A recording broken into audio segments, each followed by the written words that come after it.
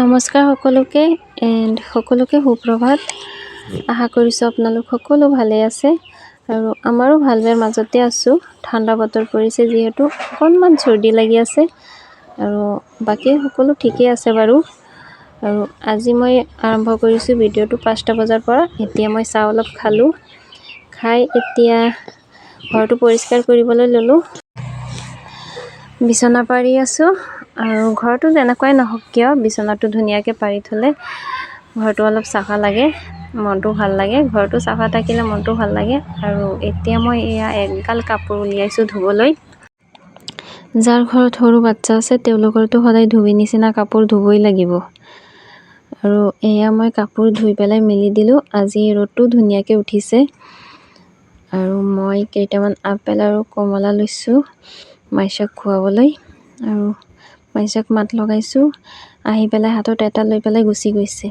সি এনেও একোৱে খাব নোখোজে। আৰু বজাৰৰ পৰা মাছ আনিলে আৰু মই বহি গৈছোঁ কাটিবলৈ।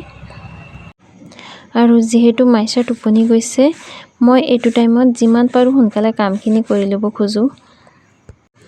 তাই উঠি গ'লে মোৰ কামবোৰ একেবাৰে লেহেমীয়া হৈ যায়। আধা ঘণ্টাৰ কাম মোৰ 1 ঘণ্টা লাগি যায়। আৰু আমাৰ ফেমিলিত 4জন সদস্য, মই, মোৰ হাজবেণ্ড আৰু মোৰ 2জনী ছোৱালী। মোৰ কোনো ল'ৰা সন্তান নাই। আলহামদুলিল্লাহ ছোৱালী 2জনীক লৈ বহুত সুখী আছোঁ। আৰু ছোৱালী হৈ জন্ম লোৱাটো ইমান সহজো নহয়। জীৱনৰ কেইটামান বছৰ কাৰোবাৰ জীয়ৰী ৰূপত, আকৌ কাৰোবাৰ পত্নী ৰূপত, কাৰোবাৰ মাতৃ ৰূপত। জীৱনটো নিজৰ বাবে ৰৈ যায় কেৱল দুখ আৰু কষ্ট। সেইকাৰণে ছোৱালী মানুহক বেছিকৈ মৰম দিব লাগে। সিহঁতৰ সকলো ধৰণৰ দুষ্টমি সহ্য কৰিব লাগে, সকলো আশা পূৰণ কৰিব লাগে। কিয় নহয়, বেলেগৰ ঘৰত গৈ সেইখিনি সুখ পায় নে নাপায়, সেই মৰমখিনি পায় নে নাপায়। কথাখিনি ঠিকেই কৈছোঁ নে নাই কোৱা মই নাজানো, কিন্তু মই মোৰ মনৰ কথাখিনি কৈছোঁ, বাকী নাজানো। এইপিনে মোৰ তৰকাৰীও হৈ গৈছে আৰু মাছ ভজাও হৈ গৈছে। আৰু মাইচা উঠি গৈছে, তাইক এতিয়া চাবলৈ যাম কি কৰি আছে। বাপেকে কিবা কিবি আনি দিছে খাবলৈ, চাওকচোন কেনেকৈ খাই আছে। মই আপোনালোকক নেদেখুৱাকৈ থাকিব নোৱাৰিলোঁ, অলপমান দেখুৱাই দিলোঁ।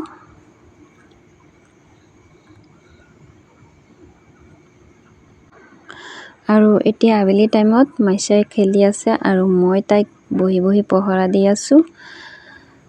আৰু ভিডিঅ'টো ইয়াতে শেষ কৰিলোঁ। ভিডিঅ'টো যদি চাই ভাল পাইছে তেনেহ'লে লাইক, কমেণ্ট, শ্বেয়াৰ কৰি দিব আৰু ছাবস্ক্ৰাইবো কৰি দিব। ধন্যবাদ।